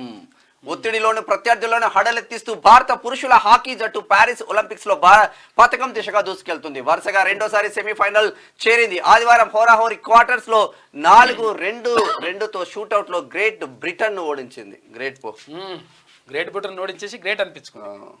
ఇక డాక్టర్ లేరి పెద్ద ఆసుపత్రుల్లో బదిలీ అయిన స్థానంలో నియామకాలు కరువైపోయినాయంట. ఇక లాంగ్ స్టాండింగ్ పేరిట నిపుణులకు బదిలీలు, వారి స్థానాల్లో కొత్త వారిని నియమించని ప్రభుత్వం. వ్యాధుల సీజన్ కావడంతో జ్వరాల బారిన ప్రజలు పడతా ఉన్నారు. ఇక ఆసుపత్రులకు బారులు తిరుగుతున్న రోగులు, వైద్యులు, సిబ్బంది లేమితో అందని వైద్య సేవలు. పలు విభాగాల్లో వాయిదా పడుతున్న శస్త్రచికిత్సలు, జూనియర్లు, పీజీ విద్యార్థులతో నెట్టుకొస్తున్న వైనం. ఉస్మానియాలో అన్ని విభాగాల్లో ఖాళీలే ఉన్నాయంట. కాబట్టి ఎట్టి పరిస్థితుల్లో విద్యా వైద్యానికి ప్రధానమైనటువంటి ప్రాధాన్యం ఇవ్వాల్సినటువంటి బాధ్యత ప్రభుత్వం పైన ఉంటుంది. అక్కడ కేంద్ర ప్రభుత్వం కానీ ఇటు రాష్ట్ర ప్రభుత్వం. ఒక్కొక్క బెడ్ మీద ఇద్దరు. అయితే ప్రభుత్వాలు వీటి గురించి ఆలోచించకుండా ఉచితాల గురించి ఎక్కువగా ఇట్లా వేయడం వల్ల, ఇవ్వడం ద్వారా అడుక్కోవడం అలవాటు చేస్తూ ఉన్నాయి ప్రభుత్వాలు అనేటువంటి ఆరోపణలు వస్తూ ఉన్నాయి. అడుక్కోవడం నేర్పిస్తూ ఉన్నారు. అడుక్కోవడం కాదు, ఒక వ్యక్తి దీర్ఘకాలికంగా తన కాళ్ళపైన తాను నిలబడి తను ఇంకొకరికి ఉపయోగపడే విధంగా ఉండాలి ఈ పథకాలు తప్ప, సంక్షేమ పథకాలు తప్ప ఇష్టం వచ్చినట్టుగా అడక్క తినండి మేము పెడతామని చెప్తే ఎవడు పెట్టాలి, ఎవడు చేయాలి, పనే ఓడి చేయాలి, ఏం కథ ఇదంతా కూడా ఉంటుంది. కాబట్టి ఎట్టి పరిస్థితుల్లో అటువంటి పథకాలు తీసుకురావద్దు. ప్రజలు కూడా అటువంటి పథకాలకు ఓట్లు వేయాల్సిన అవసరం లేదు. అట్లా అని చెప్పేసి మా పైన వ్యతిరేకత, మీ పైన వ్యతిరేకత, ఎవరిపైన వ్యతిరేకత కాదు ఇది. కాకపోతే ఏంటంటే ఉన్నట్టుగా మాట్లాడాలి. ఎందుకంటే మనము అడుక్క తినడం నేర్చుకుంటే ఇంకా చాలా డేంజర్లోకి వెళ్ళిపోతాం. కాబట్టి ఇది బంద్ చేయాలి ఫస్ట్. మొత్తం కూడా దేశాన్ని, ఆర్థిక వ్యవస్థని చిన్నాభిన్నం చేసేటువంటి పరిస్థితులకు వెళ్ళిపోతాయి. కాబట్టి ఉచితాలు బంద్ చేయాలి. తమ కాళ్ళపైన తాను నిలబడే విధంగా, తర్వాత నిలదొక్కునే విధంగా, ఉపయోగపడే విధంగా ఉండాలి. కానీ పథకాలు అట్లా ఉండొద్దు. ఇక అందుకని విద్యా వైద్యం పైన ప్రత్యేకంగా కేటాయింపులు జరపాల్సిన అవసరం ప్రభుత్వాల పైన 100% ఉంటుంది. ఏఐసిటీలో 8 హబ్లు, ముచ్చర్లో 15,000 ఎకరాల భావి నగరం, ఓఆర్ఆర్ వెంట 30,000 ఎకరాల పూలింగ్, ఉప్పల్ బగాయత్ తరహా విధానం అమలు, 5,600 కోట్లతో మూసి ప్రక్షాళన, RRR వరకు హెచ్ఎండిఏ పరిధి. మున్సిపల్ ముఖ్య కార్యదర్శి దానా కిషోర్ అంటా ఉన్నారు. ఇక ఏఐసిటీలో 8 హబ్లు అంట. మరి ఏం హబ్లు ఏందో మరి చూడాలి. కానీ ఇక చూడిగా యూట్యూబర్లపై ఆంక్షల పిడుగు, ప్రసార సేవల నియంత్రణ సవరణ బిల్లు పేరిట బంధనాలు కాదు నిబంధనలు. ఇక కేంద్రం అతి గోప్యత, కొద్ది మందితోనే చర్చలు, వారికే కాపీలు, వేరువేరు వాటర్ మార్కులంట. నిఘాలోకి యూట్యూబర్లు, ఇన్ఫ్లుయెన్సర్లు. ఇక విమర్శకులకు ఇక మీదట గడ్డు పరిస్థితులు వస్తాయంట. నిబంధనలు కఠినం, భారీ జరిమానా, నిషేధం కూడానంట. బిల్లు చట్టం అయితే భావ ప్రకటన స్వేచ్ఛ కథమవుతుందని చెప్పేసి సోషల్ మీడియాపై ఉక్కుపాదం అని చెప్పేసి అక్కడ విపక్షాలు అంటా ఉన్నాయి. అండగా నిలవాలని యూట్యూబర్లు వేడుకోలు జరుపుతా ఉన్నారని చెప్పేసి ఒక వార్త కనిపిస్తా ఉంది. యూట్యూబ్ లో పైన ప్లస్ PDF పేపర్ల పైన కూడా ఏదో తీసుకొస్తున్నట్టు సమాచారం అయితే అందుతుంది. దీని ద్వారా మొత్తం కూడా నష్టం జరుగుతుంది. ఎందుకంటే ఇది కరెక్ట్ కాదు. లోక్సభ ఎన్నికల్లో పలువురు సోషల్ మీడియా ఇన్ఫ్లుయెన్సర్లు, యూట్యూబర్లు తమకు వ్యతిరేకంగా పనిచేశారని మోడీ ప్రభుత్వం భావిస్తోందా? తాము ఆశించిన ఫలితాలు రాకపోవడానికి ప్రతిపక్షం అంతో ఇంత బలం సమకూర్చుకోవడానికి వీరు విస్తృతంగా జరిపిన ప్రచారమే కారణమని అనుకుంటోందా? ఈ నేపథ్యంలోనే సోషల్ మీడియాను, యూట్యూబర్లను, స్వతంత్ర జర్నలిస్టులను కూడా ప్రభుత్వ నియంత్రణ కిందికి తీసుకొచ్చే ప్రయత్నాలు చేస్తోందా? ప్రసార సేవలు నియంత్రణ బిల్లు విషయంలో గోప్యత అయితే బిల్లుల్లో ఉన్నాయని భావిస్తున్న కఠినమైన ఆంక్షలు ఈ సందేహాలను రేకెత్తిస్తున్నాయి. దీంతో బిల్లుపై ప్రతిపక్షాల నుంచి యూట్యూబర్ల వరకు వ్యతిరేకత వ్యక్తమవుతోంది అంట. యూట్యూబ్ల పైన నిఘా పెట్టాలి, తర్వాత యూట్యూబ్లను నియంత్రించాలని చెప్పేసి కేంద్ర ప్రభుత్వం భావిస్తుందట. మూడో ప్రపంచ యుద్ధం ముప్పు అంచున, ఇజ్రాయెల్ పై కయ్యానికి కాలు దువ్వుతున్న ఇరాన్ కు రష్యా, ఇజ్రాయెల్ కు అమెరికా, యూకే అండ. అబ్రహం కూటమి ఏర్పాటుకు నేతన్యాహు ప్రతిపాదన. హెజ్బుల్లా, హౌతీ, హమాస్ తో ఇరాన్ ఏర్పాటు చేసిన ప్రాక్సీ నెట్వర్క్ ను కూటమిగా ఏర్పడి దెబ్బతీసే యోచన. మొత్తం మీద మూడో ప్రపంచ యుద్ధం దాకా పోతుందా ఏందని చెప్పేసి ఒక డౌట్ వస్తుందంట. దానిపైన ఒక కథ వేసింది. ఇక అమెరికా చేరిన రేవంత్ న్యూయార్క్లో సీఎంకు ఘన స్వాగతం పలికినరు. ఇక బంగ్లాదేశ్లో మళ్లీ రక్తపాతం, అల్లర్లతో 93 మంది మృతి, వందలాది మందికి తీవ్ర గాయాలు. ప్రధాని షేక్ హసీనా రాజీనామా డిమాండ్తో విద్యార్థుల నిరసనలు, అధికార పార్టీ శ్రేణులు, ఆందోళనకారుల మధ్య ఘర్షణ హింసాత్మకమైంది. నేడు సాగర్ గేట్లు ఓపెన్, అచ్చా 576 అడుగులకు దాటిన జలాశయ నీటి మట్టం 2 లక్షల క్యూసెక్ల విడుదలకు ఏర్పాట్లు. ఎగువ నుంచి 4.27 లక్షల క్యూసెక్ల ఇన్ఫ్లో. ఆల్మట్టికి 3.10 లక్షలు, శ్రీశైలానికి 4 లక్షలు, మేడిగడ్డకు 4.87 లక్షల క్యూసెక్ల వరద. ఇవాళ నాగార్జున సాగర్ గేట్లు ఎత్తుతారంట. గేట్లు ఎత్తిన తర్వాత మళ్ళీ ఆడికి కూడా పోతారు, పబ్లిక్ పోతారు. చాలా జాగ్రత్తగా ఉండండి. మరి ఎందుకు చెప్తారు అంటే ప్రమాదాలు జరుగుతాయి కాబట్టి. తర్వాత నిన్న శ్రీశైలం దగ్గర ఏది ఇష్టం వచ్చినట్టుగా స్పీడ్ పోయి అట్లా పోయి చెట్లకు గుద్దుకున్నాడు. చెట్లకు గుద్దుకొని 3 చచ్చిపోయారు హైదరాబాద్ పిల్లలు. ఇక పూణే మునక ముంచెత్తిన కడక్ వాస్లా డ్యామ్ నీరు, సహాయక చర్యలు చేపట్టిన సైన్యం. నాసిక్ వద్ద గోదావరి ఉరకలు, ముంపు ప్రాంతాలు అప్రమత్తం. ఇక మధ్యప్రదేశ్లో ఇంటి గోడ కూలి 9 మంది చిన్నారులు చనిపోయినట పాపం. ఇక హిమాచల్లో 11కు చేరిన మృతులు, గల్లంతైన 40 మంది కోసం గాలింపు చర్యలు చేపట్టింది. చాక్లెట్ ఆశ చూపి చిన్నారి అపహరణ, 18 గంటల్లోనే రక్షించిన పోలీసులు. నిందితుడు బీహార్. హైదరాబాద్ లో ఘటన. షాద్నగర్లో దళిత మహిళపై పోలీసుల దాడి, విచక్షణారహితంగా కొట్టిన ఇన్స్పెక్టర్. ఘటనపై విచారణకు సీఎం ఆదేశాలు జారీ చేసిండ్రు. ఇది ఆంధ్రజ్యోతిలో ఉన్నటువంటి ప్రధాన కథనాలు. అయితే ఒకసారి శనార్థి తెలంగాణ చూద్దాం. దసరాకు అవార్డుల పంట. ఉత్తమ నటుడిగా నాని, ఉత్తమ నటి కీర్తి సురేష్, ఉత్తమ చిత్రం బలగం, ఉత్తమ దర్శకుడిగా వేణు. అట్టహాసంగా ఫిలింఫేర్ అవార్డుల వేడుక. ఇక పెట్టుబడులే టార్గెట్, తెలంగాణ అభివృద్ధి ఫస్ట్ ప్రియారిటీ. ఆ దిశగా రేవంత్ సర్కార్ అడుగులు. అమెరికా, సౌత్ కొరియాలో 11 రోజుల పాటు రేవంత్ టీం పర్యటన. 16,000 కోట్ల రూపాయల పెట్టుబడులే లక్ష్యంగా కృషి. ఇక పలు కంపెనీలతోనూ కీలక ఒప్పందాలు. ఐటీ కంపెనీలతో రౌండ్ టేబుల్ సమావేశాలు కూడా నిర్వహిస్తారట. ఉరకలెత్తుతున్న కృష్ణమ్మ. శ్రీశైలం ప్రాజెక్టు నుంచి సాగర్ కు భారీ వరద. 5 లక్షల క్యూసెక్లు దిగువకు విడుదల. నాగార్జున సాగర్ వద్ద ఇన్ఫ్లో 3 లక్షల క్యూసెక్లు. సాగర్ గేట్లు ఎత్తేందుకు అధికారుల సన్నాహాలు చేస్తా ఉన్నారంటే ఈ రోజు ఎత్తే అవకాశం ఉంది. సిగ్గుపడాలి, మొదలుపెట్టి 6 ఏళ్లైనా ఉప్పల్ ఫ్లైఓవర్ బ్రిడ్జ్ పూర్తి కాలే. ఫ్లైఓవర్కు మళ్ళీ టెండర్లు పిలుస్తాం. 18 నెలల్లో ఉప్పల్ ఎలివేటెడ్ కారిడార్ పూర్తి అని చెప్పేసి మంత్రి కోమటిరెడ్డి వెంకటరెడ్డి చెప్తా ఉన్నారు. ఉప్పల్ తిప్పల్ అని బోలెడ్ ప్రోగ్రామ్స్ చేస్తాం. ఆ ఉప్పల్ తిప్పల్ ఇంకా అట్లనే ఉన్నది, అది మాత్రం అయితలేదు. వక్ఫ్ బోర్డ్ అధికారాలు కుదింపు. సవరణ బిల్లును కేంద్రం ఆమోదించినట్టు ప్రచారం. అధికారికంగా ప్రకటించని కేంద్ర ప్రభుత్వం బీజేపీ కావాలని ప్రచారం చేయిస్తుందని ఓఐసీ ఫైర్. వక్ఫ్ ఆస్తులను బీజేపీ మొదటి నుంచి వ్యతిరేకమని విమర్శ. వ్యతిరేకమని కాదు కానీ ఆస్తులు అనేది మీకు సొంతమేం కాదు. అది వక్ఫ్ అనేటువంటిది ఇప్పుడు ముస్లిం సంస్థలకు సంబంధించి ఒకటి ఉంటది. అది దానికి సంబంధించి వాళ్లకు చెందిన అని చెప్పేసి అంటా ఉంటారు.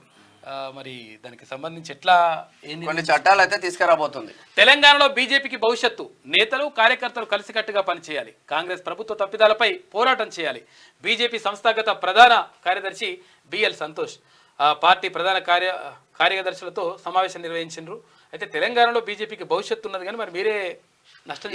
ఈ బిఎల్ సంతోష్ తోనే గోక్కొని కవిత లోపలికి పోయిందని అనుకుంటారు. ఎందుకంటే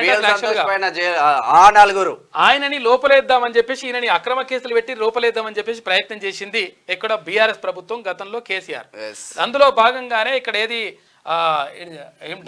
మొయినాబాద్ ఫామ్ హౌస్ డ్రామా కట్టేసి ఆ నలుగురిని తీసుకొచ్చేసి ఆ నలుగురితో డ్రామా ఆడిపించి బిఎల్ సంతోష్ ఇది ఏపించిండు అని చెప్పేసి ఆయన మీద ఆరోపణలు చేసి అక్రమంగా చాలా పేరుంది. నిజంగా కూడా ఆయన మంచి మనిషి అనేటువంటి పేరున్నది ఆయనకు, బిఎల్ సంతోష్ కు.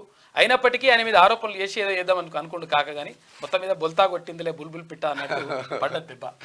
2029లోనూ మేమే వస్తాం. ఇండియా కూటమి విపక్షంలోనే కూర్చుంటుంది కేంద్ర హోంశాఖ మంత్రి అమిత్ షా. ఫస్ట్ అయితే కొంచెం చూడండి మీరు. మధ్యప్రదేశ్ లో విషాదం, ఘోర విషాదం.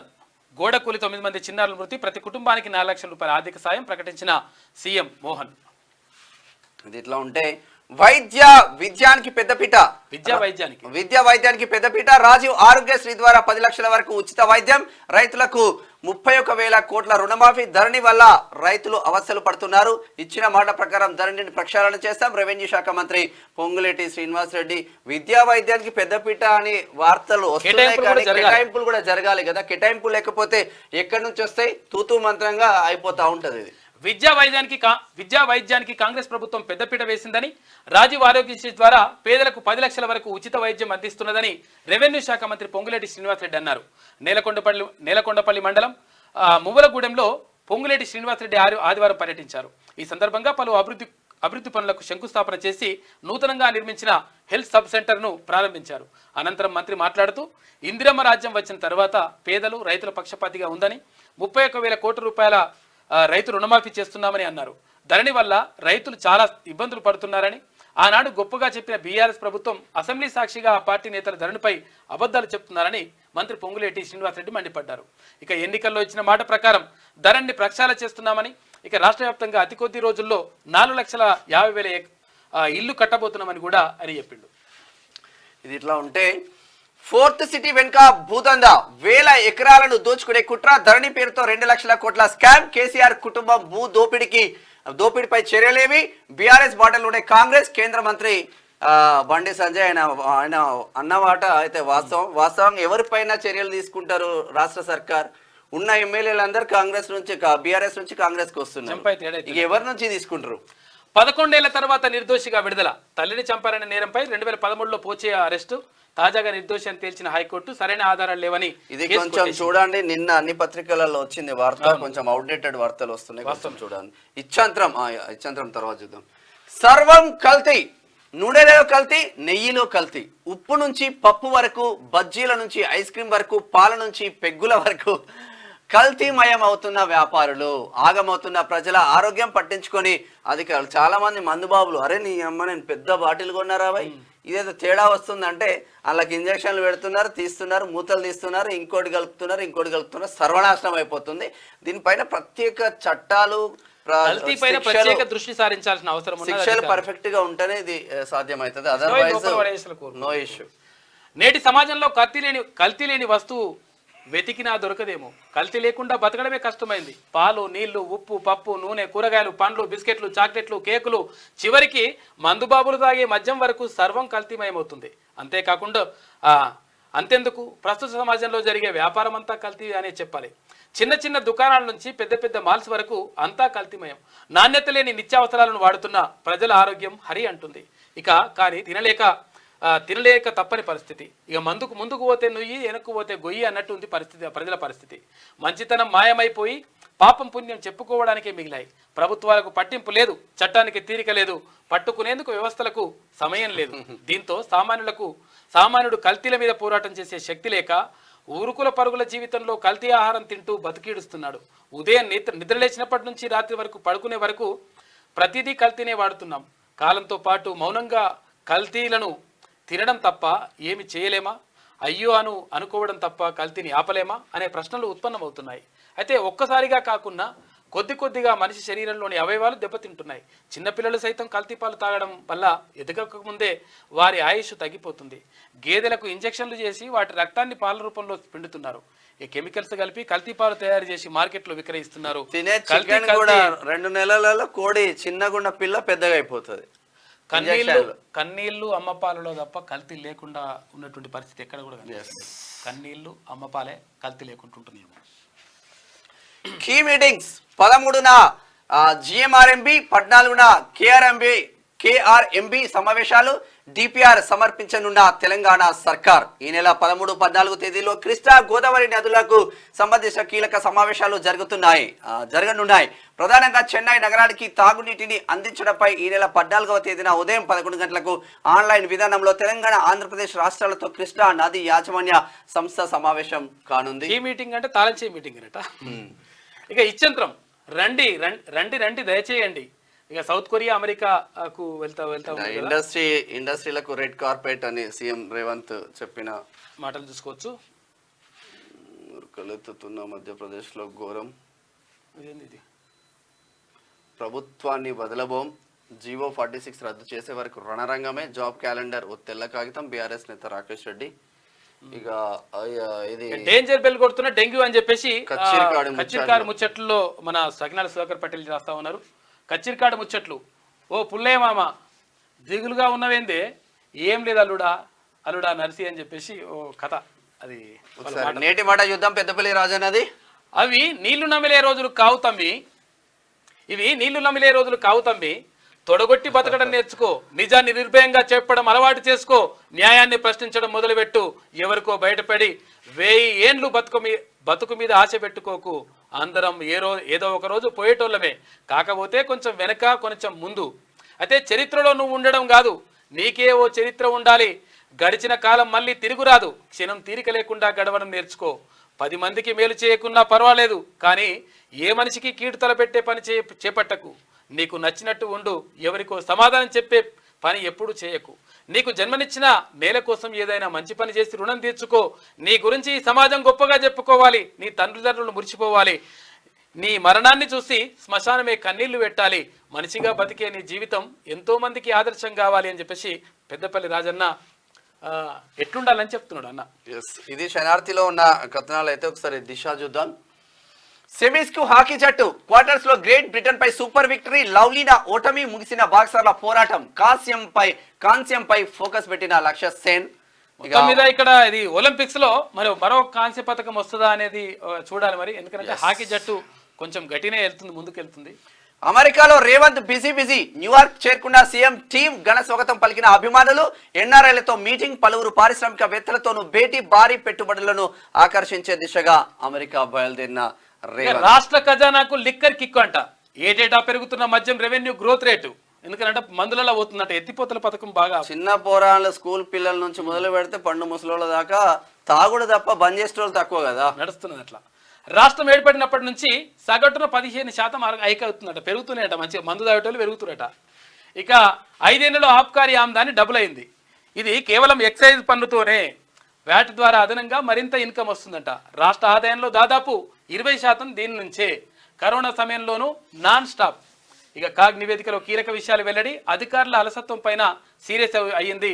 అక్కడ కంట్రోల్ అండ్ 2017-18లో 9,421 కోట్ల ఆదాయం వచ్చింది. 2022-23లో 18,471 కోట్లు. డబుల్ అయిపోయింది మొత్తం మీద లెక్క. మొత్తం కూడా మందుతోటి మంచిగానే గిరాకు అవుతుందంట. పైసలు మస్తు వస్తున్నాయంట. అయితే కాక దీని మీద కూడా మాట్లాడిండు. మేము ఉన్నప్పుడేమో మందు తాగుతామేమో మందు తాగిపిస్తున్నాడు, కేసీఆర్ మందు తాగిపిస్తున్నాడు అని చెప్పేసి అన్నారు వీళ్ళు. తర్వాత ఇప్పుడు ప్రభుత్వం మారిన తర్వాత మందు ఎందుకు తాగుతున్నారు అంటే ఎండాకాలం కదా చల్లగుండాలని తాగుతారు అని చెప్పేసి కాక అది కూడా మాట్లాడాడు మన గురించి. అది సంక్షేమ పథకాల కోసం కొత్త గుర్తింపు కార్డులు. దీనిపై తొందరలోనే నిర్ణయం. త్వరలో కొత్త పెన్షన్లు.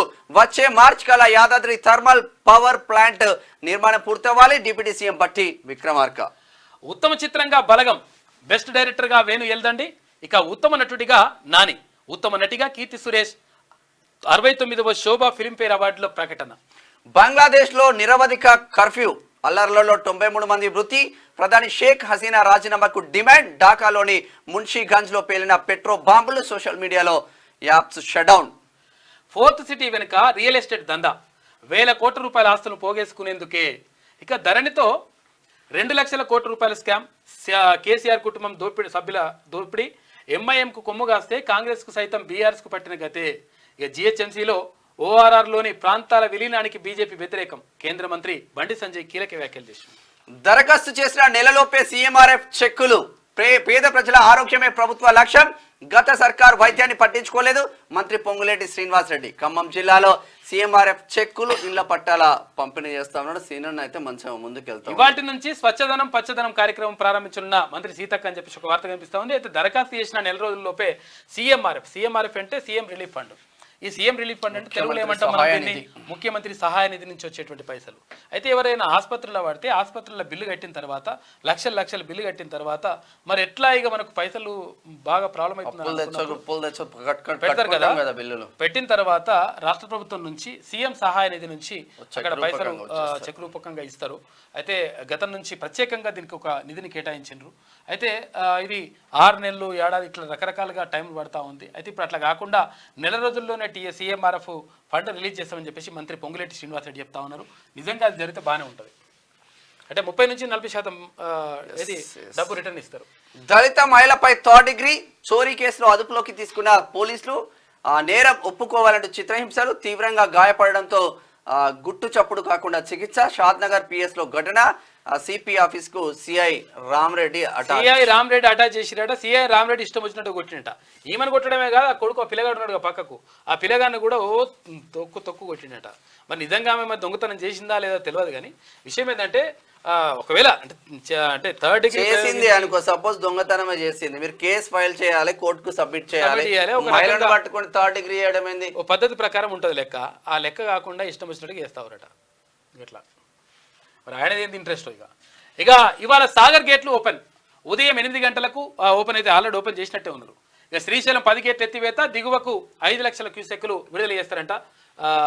ఏది నాగార్జున సాగర్ గేట్లు ఎత్తుతున్నారు. 7 దుర్మరణం, రాష్ట్రాల్లో వేర్వేరు రోడ్డు ప్రమాదాలు. శ్రీశైలం ఘాట్ రోడ్డులో చెట్టును ఢీకొన్న కారు. హైదరాబాద్ బొల్లారం ప్రాంతానికి చెందిన 3 మృతి. బస్సు ఢీకొని నందిగామలో తల్లి కొడుకులు. కొండాపూర్లో బైక్ తో ఫ్లైఓవర్ ను ఢీకొట్టి 2 యువకులు. ఇట్లా రెగ్యులర్ గా చెప్తున్నాం, మరీ చెప్తా ఉన్నాం. ఎట్టి పరిస్థితుల్లో రోడ్డు ప్రమాదాల విషయంలో జాగ్రత్తగా ఉండండి, రోడ్ సేఫ్టీ పాటించండి. ఇష్టం వచ్చినట్టు స్పీడ్ అవసరం లేదు. మందు దాగి ఇక్కడ డ్రైవింగ్ చేయొద్దు. తర్వాత సీట్ బెల్ట్ పెట్టుకోకుండా, హెల్మెట్ పెట్టుకోకుండా డ్రైవింగ్ చేయడం కరెక్ట్ కాదు. తర్వాత ఇవన్నీ కూడా మనం పాటించాలి. మనం అన్ని పాటించిన తర్వాత కూడా ఎదుటోడు వచ్చి గుద్దేస్తాడు, అదే పరిశాన్ ఉంటుంది. అది ఉన్నప్పుడు కూడా చాలా జాగ్రత్తగా ఇవన్నీ కూడా సేఫ్టీ పాటించినట్టయితే కొంతవరకు రక్షించుకునేటువంటి అవకాశం ఉంటుంది. కాబట్టి ఇటువంటి రోడ్డు ప్రమాదాలు జరుగుతుంటే బాధ అనిపిస్తుంది. ఎందుకంటే అక్కడ ఇంట్లో ఉన్న వాళ్ళు ఎదురు చూస్తూ ఉంటారు, మంచిగానే వస్తారని అనుకుంటారు. ఒక్కసారిగా ఆ వార్త వింటే మొత్తం వాళ్ళ గుండెలు అవిసిపోతాయి. కాబట్టి మీరు జాగ్రత్తగా ఉండండి. మరీ ఎందుకు చెప్తా ఉన్నామంటే, ఇది ట్రాఫిక్ పోలీసుల కోసమే మీరు హెల్మెట్ పెట్టుకోవద్దు, ట్రాఫిక్ పోలీసుల కోసం మీరు సీట్ బెల్ట్ పెట్టుకోవద్దు. మీ ప్రాణాలు మీరు రక్షించుకోవడానికి, మీ ప్రాణాలు మీరు కాపాడుకోవడానికి 100% సేఫ్టీ మెజర్మెంట్స్ పాటించాలి. మందు దాగి ఇష్టం వచ్చినట్టు డ్రైవింగ్ చేస్తా అంటే పోయేది నీ పానం పోతే మీ కుటుంబ సభ్యులు ఆగమవుతారు. కాబట్టి జాగ్రత్తగా ఉండండి.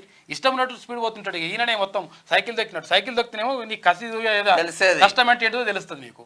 సైకిల్ దొక్కుడు కాదు, ఇట్లా అనగా బుర్రు అనేది పోతుంది, ఏడికి పోతుంది, ఎక్కడికో పోతుంది లెక్క. కాబట్టి జాగ్రత్తగా ఉండండి. ఇజ్రాయెల్ పై హిజ్బుల్లా అటాక్, 50కి పైగా రాకెట్లతో దాడి. బీట్ హిల్లెట్ పట్టణం టార్గెట్ గా హాని హత్యకు ప్రతీకారం తీర్చుకుంటుంది. ఆరోగ్య శాఖ బదిలీల్లో గోల్మాల్. Deputy director admin cadre transfer లో అవకతవకలు జరిగినాయంట. హైదరాబాద్ టు హైదరాబాద్ ట్రాన్స్ఫర్, వేరే దగ్గర ట్రాన్స్ఫర్ చేస్తారు కదా, ఏది హైదరాబాద్ లో ఉంటే సిటీలో ఉంటే ఇక్కడ గ్రామాలకు ట్రాన్స్ఫర్ చేస్తారు. కానీ అట్లా కాదంట, హైదరాబాద్ నుంచి హైదరాబాద్కే. సర్కార్ జీవో స్పష్టంగా పాటించని ఆఫీసర్లు, జీవో నెంబర్ 80కి విరుద్ధంగా బదిలీలు. మారింది కుర్చీలు, బిల్డింగ్లు మాత్రమేనట. డిప్యూటీ డైరెక్టర్ అడ్మిన్ బదిలీల్లో తప్పిదాలు, గుడ్డిగా ఉత్తర్వులు ఇచ్చిన వైద్యాధికారులు అని చెప్పేసి ఒక వార్త కనిపిస్తుంది. చూసుకోరే మల్లన్న చెప్తా ఉన్నాడు, ఇది ఒక వైద్య శాఖకే సంబంధించింది కాదు, అన్ని శాఖలలో పరిస్థితులు అలానే ఉన్నాయి. ఇది దిశలో ఉన్నటువంటి ప్రధాన కథనాలు. అయితే ఒకసారి ఆదాబ్ హైదరాబాద్ చూద్దాం. ఇక ఆజ్కి బాద్ చూస్తే, కాకీలకు లాఠీ దొరికితే చాలు, పేద బడుగు బలహీన వర్గాల వారైతే చాలు, జులిపించేందుకు వెనకాడరు. ఇక వాళ్ళైతే ఎవరు వచ్చి అడగరు కదా. అదే బలిసినోళ్ళ పెద్ద కులపోళ్ళ జోలికి పోతే మంచిగా ఉండదు. మా ఉద్యోగాలకు ఎందుకు రిస్క్ అనుకుంటారు. ఇదే చిన్న దొంగతనం కేసు అయినా సరే తీవ్రంగా గాయపరుస్తారు. అసలు ఎందుకు కొడుతున్నామో అనే సోయి ఉండదు. కాకి డ్రెస్ వేసుకోగానే మదం ఎక్కుతుంది కొందరికి. లాకప్ డెత్లకు సైతం వెనుకాడరంటే వీళ్ళ కండకావరం ఏంటో అర్థం చేసుకోవచ్చు. అందరినీ ఒకలా చూడకండి పోలీస్ అన్నా, నీ ప్రతాపం దళిత బలహీన వర్గాల మీద కాదు, జర్రా మమ్మల్ని మీరైనా లెక్క చేయండి సుమా అని చెప్పేసి సురేందర్ అంటున్నాడు. నిన్న షాద్నగర్ లో ఏదో భారతం రాసినట్టుండే ఆయన. నిజంగా ఏంటంటే అసలు యాక్చువల్గా ఇటువంటిది కరెక్ట్ కాదు. ఇష్టం వచ్చినట్టుగా ఇట్లా చేయడం మాత్రం అది కరెక్ట్ అనిపించుకో. ఉప్పల్ ఫ్లైఓవర్ పనులను కేసీఆర్ గాలికి వదిలేశారు. ఎంపీ ఈటెల రాజేందర్ తో కలిసి ఫ్లైఓవర్ పనులను పరిశీలించిన మంత్రి కోమటిరెడ్డి వెంకటరెడ్డి. ఉప్పల్ నారపల్లి ఫ్లైఓవర్ పనుల తీరుపై మంత్రి ఆగ్రహం. గత ప్రభుత్వం హైదరాబాద్ నగరాన్ని విశ్వనగరం చేస్తుందని చెప్పింది. ఉప్పల్ ఫ్లైఓవర్ పనులు ఎందుకు పూర్తి కాలేదు? 6 ఏళ్లలో 6 కిలోమీటర్ల పనులు పూర్తి చేయకపోవడం సిగ్గుచేటు. వాహనదారులు తీవ్ర ఇబ్బందులు పడుతున్నారు. కాంట్రాక్ట్ ఎందుకు రద్దు చేయలేదంటూ అధికారుల తీరుపై మంత్రి గుస్సా. 18 నెలల్లో పనులను పూర్తి చేస్తామని కోమటిరెడ్డి వెంకటరెడ్డి చేస్తున్న వ్యాఖ్యలు. బగ్గుమన్న బంగ్లా అల్లర్లతో అట్టుడికిన దేశం, రిజర్వేషన్లతో హింసాత్మక ఘటనలు. పోలీస్ స్టేషన్ పై దాడి, 13 మంది పోలీసులు మృతి చెందిండ్రు. ఘర్షణలో మొత్తం 72 మంది చనిపోయినరు. బంగ్లాదేశ్ అంతటా కర్ఫ్యూ విధించిండ్రు. నిండు కుండల ప్రాజెక్టులు. శ్రీశైలం జలాశయానికి భారీ అవుట్ఫ్లో, 10 గేట్ల ద్వారా దిగువకు నీటి విడుదల. నాగార్జున సాగర్ డ్యామ్ లో నీటి కలకల. నేడు గేట్లు ఓపెన్ చేయనున్న అధికారులు. ఆదివారం శ్రీశైలానికి జనం తాకిడి. ప్రాజెక్టును చూసేందుకు తరలి వస్తున్న పర్యాటకులు. పరిసరాలన్నీ రద్దీగా మారడంతో ట్రాఫిక్ జామ్. జలాశయంకు అని రాయొద్దు, జలాశయానికి అని రాయాలి. ఇక భారీగా గంజాయి అక్రమ రవాణా. పెద్దాంబర్పేట నుంచి గచ్చిబౌలి వైపు తరలింపు. ఇక ఔటర్ రింగ్ పెద్ద గోల్కొండ వద్ద పట్టివేత. బాలానగర్ ఎస్ఓటి పోలీసుల తనిఖీల్లో భాగంగా వెలుగులోకి. 800 కిలోల గంజాయి స్వాధీనం చేసుకున్నట్ట. ఒడిశా నుంచి తరలిస్తున్నట్లు గుర్తింపు. 5గురిని అరెస్ట్ చేసినట్లు సైబరాబాద్ ఎస్ఓటి డీసీపీ శ్రీనివాస్ వెల్లడి. ఈ బాలనగర్ ఎస్ఓటి పోలీసులు అయితే మంచిగా వర్క్ చేస్తున్నారు. ఎక్కడ చూసానికి బాలనగర్ ఎస్ఓటి పోలీసులకు దొరుకుతారు, వీళ్ళు పట్టుకుంటున్నారు. అవును. ఇది ఇట్లా ఉంటే హ్యాబిట్స్ లో కిడ్నాప్ అయిన పాప సేఫ్ 5 బృందాలుగా బాలిక కోసం గాలింపు చివరికి బాలికను సురక్షితంగా పట్టుకున్న పోలీసులు ఆనందం వ్యక్తం చేసిన బేబీ పేరెంట్స్ కిడ్నాపర్ ను అరెస్ట్ చేసిన పోలీసులు గ్రేట్. కాంగ్రెస్ కూడా మజ్లిస్కే కొమ్ము కాస్తుంది. 1000 ఎకరాలను ముందుగానే సేకరించి రియల్ ఎస్టేట్ దందా. ధరణి దేశంలోనే అతిపెద్ద స్కామ్. 1000 కోట్ల రూపాయల ఆస్తులను దోచుకునేందుకు కాంగ్రెస్ నేతలు సిద్ధమయ్యారు. బీఆర్ఎస్ బాటలోనే కాంగ్రెస్. బోనాల పండుగ వెనుక పెద్ద చరిత్ర ఉంది. పండుగకు సర్కార్ నిధులు ఇవ్వలే. ఒక మతానికి కొమ్ముగాస్తూ కోట్ల రూపాయలను ఖర్చు చేస్తుంది. హిందువుల పండుగలంటే అంతా చురకన. కాంగ్రెస్ పై కేంద్ర మంత్రి బండి సంజయ్ ఫైర్ అవుతా ఉన్నారు. ఇది ఇట్లా ఉంటే అధికారుల అండతో సురభి గేమ్. ఎంపీడీఓ తహసీల్దార్ కార్యాలయం ఎదురుగా యథేచ్ఛగా కట్టడాలు. సురభి హెవెన్ లో 111 జీవోకు విరుద్ధంగా బహుళ అంతస్తులు. విధులను పక్కన పెట్టి నాయకులతో అంటగాగుతున్న అధికారులు. అంతా మా ఇష్టం అంటున్న వైనం ప్రభుత్వ పెద్దలు అవినీతి అధికారులపై చర్యలు తీసుకోవాలని డిమాండ్ చేస్తా ఉన్నారు. హిమాచల్లో పెరిగిన మృతులు. గల్లంతైన వారి కోసం ఎన్డీఆర్ఎఫ్ ఎస్డీఆర్ఎఫ్ బృందాల రెస్క్యూ ఆపరేషన్ కొనసాగుతున్న గాలింపు చర్యలు. 11కు చేరిన మృతుల సంఖ్య ఇంకా లభ్యం కానీ 40 మంది ఆచూకంట. రాష్ట్రంలో ఘోర ప్రమాదాలు. వేర్వేరు ఘటనలలో 7 మృతి. తీగల వంతెన మీద యాక్సిడెంట్. బైక్ పై నుంచి పడి 2 స్పాటెడ్. కొత్తగూడ ఫ్లైఓవర్ పై నుంచి కింద పడ్డ 2 వీలర్. 2 యువకులు దుర్మరణం. అతి వేగంగా ప్రయాణిస్తూ ప్రమాదానికి గురి. మృతులు ఏపీకి చెందిన యువకులు. శ్రీశైలం వెళ్లి వస్తూ చెట్టు నుండి కొన్న కారు. ప్రాణాలు కోల్పోయిన 3. ఇవన్నీ యాక్సిడెంట్లు జరుగుతున్నాయి, జాగ్రత్తగా ఉండురి. ఈనాడు ఏమంటుందో. హాకీ వీరులు అదరహో. ఇక జలాశయానికి జల ప్రవాహం అని చెప్పేసి శ్రీశైలానికి కృష్ణమ్మతో పాటు జనము పోటెత్తుతున్నారు. ఎగువ నుంచి వస్తున్న వరదతో జలాశయం గేట్లు ఎత్తి వారం రోజులుగా నీటిని వదులుతున్నారట. బాగా నీళ్ళు వస్తున్నాయి. మంచిగా పబ్లిక్ కూడా మొత్తం ఎంతో ఘాట్ రోడ్ ఇది. ఇగో నీళ్ళు. సమన్వయమే సవాల్. డ్రగ్స్ నియంత్రణకు కొత్త దారుల అన్వేషణ. కేంద్ర విభాగాల భాగస్వామ్యం కోసం సంప్రదింపులు. పట్టుబడుతున్న మందుబాబుల విలువ నెలకు 5 కోట్లు అంట. పోయిగా మంచిగా వస్తుంది పైసలు కానీ మరి అలా. ఐటీ రారాజు హైదరాబాద్. 2023-24లో 2.68 లక్షల కోట్ల ఎగుమతులు. కొత్తగా 40,000 మందికి ఉపాధి. ఈ రంగంలో మొత్తం 9.46 లక్షల మంది ఉద్యోగులు. వచ్చే ఏడాదికి 11 లక్షలకు చేర్చాలని రాష్ట్ర ప్రభుత్వం లక్ష్యం పెట్టుకుందంట. బంగ్లాదేశ్ లో మళ్లీ హింస. 100 మంది మృతి. చనిపోయిన వారిలో 14 మంది పోలీసులు. వందల మందికి గాయాలు. కర్ఫ్యూ విధింపు. ఇంటర్నెట్ సేవలు నిలిపివేత. ఇక ఇవాళ నుంచి స్వచ్ఛదనం పచ్చదనం కార్యక్రమం అంట. రాష్ట్ర వ్యాప్తంగా 5 రోజుల పాటు ప్రత్యేక కార్యక్రమాలు నిర్వహించినట్లుగా మంత్రి సీతక్క చెప్తుంది. చిన్న గొడవ కుటుంబం చిన్న భిన్నం. 200 కోసం ఘర్షణ. 2 ఏళ్ల నరకం. ఒక్కడిపై 20 మంది పాశవిక దాడి. ఆస్తులమ్మి వైద్యం దక్కని ప్రాణం. ఎస్ఐ కావాలనుకున్న యువకుడు విషాద. చిన్న గొడవలు పెద్ద ఆవేశానికి పోతారు ఏందో మొత్తం. ఓ అర్ధరాత్రి వేళ కేవలం 200 రూపాయల కోసం మొదలైన చిన్న గొడవ ఆ యువకుడి జీవితాన్ని శాశ్వతంగా అంధకారంలోకి నెట్టేసింది. ఒక్కడిపై 20 మంది అత్యంత పాశవికంగా దాడి చేయడంతో అతడు 2 ఏళ్ల పాటు మంచాన పడి నరకం చూశాడు. తల్లిదండ్రులు ఆస్తులమ్మి 2 కోట్ల రూపాయలు వైద్యం చేయించినా ఫలితం లేకపోయింది. ఆదివారం అతడు స్వగ్రామంలోనే ప్రాణాలు విడిచాడు. ఎస్ఐ కావాలన్న రైతు బిడ్డ కలను కొందరు ఆకతాయిలు కాలరాశారు. ఆ యువకుడి తల్లిదండ్రులకు పుత్రశోకం మిగిలింది. పుట్టడు అప్పులతో ఆ కుటుంబం చిన్నాభిన్నమైపోయింది. చూసుకో ఎట్లయిందో లెక్క. మనవాడేనంట. ఎస్ఐ కావాలన్న లక్ష్యంతో లాఠీతో ఫోటో తీయించుకున్న వెంకటేష్ గౌడ్ అని చెప్పేసి కళ్ళలైన కళలు అని చెప్పేసి ఇట్లా. ఈమెమంటుందో. దళిత మహిళపై పోలీసుల దాష్టీకం. దొంగతనం ఒప్పుకోవాలంటూ 3rd డిగ్రీ. కొడుకు ముందే బట్టలు విప్పించి చిత్రహింసలు పెట్టిండ్రంట. షాద్నగర్ లో జైభీం సినిమా రాస్తున్నారు. ఒక దాంట్లో డిఐఎన్ రాస్తున్నారు. ఇక్కడ డిటెక్టివ్ ఇన్స్పెక్టర్ డిఐ ఏందో మరి. షాద్నగర్ లో జైభీం సినిమా తరహా లాకప్ హింస. ఓ ఇంట్లో బంగారం కనిపించకపోవడంతో ఫిర్యాదు. పొరుగున ఉన్న కూలి. మరి ఇటువంటి వాళ్ళు చాలా డేంజరే. మరి ఇటువంటి వాళ్ళని తీసుకొని మైనర్ కొడుకు జాబ్ నుంచి రిమూవ్ చేసి పడేసాలి. రామరెడ్డి లాంటి వాళ్ళు. ఈ లంగ కథలు ఏంటంటే ఇటువంటి వాళ్ళ మీద చర్యలు ఉండవు. ఇటువంటి వాళ్ళ మీద చర్యలు పొరపాటున కూడా తీసుకోరు వాళ్ళు కూడా. దౌర్జన్యం ఇంకెంత కాలం. పథకానికి అడుగు దూరంలో హాకీ ఉంది. పట్టాలు తప్పిన రైలు. రాచకొండలో అరాచక కాండ.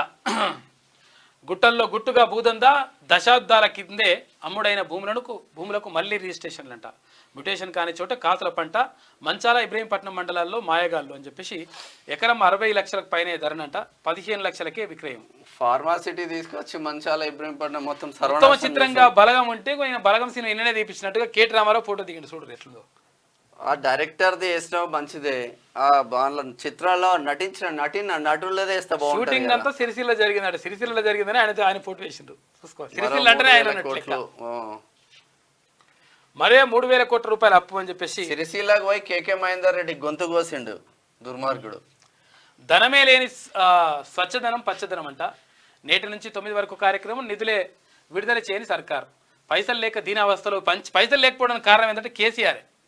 ఎందుకంటే ఇవన్నీ మొత్తం 7 లక్షల కోట్ల రూపాయలు అప్పు చేసి పెట్టింది కాబట్టి ఇటువంటి పరిస్థితి ఏర్పడ్డది.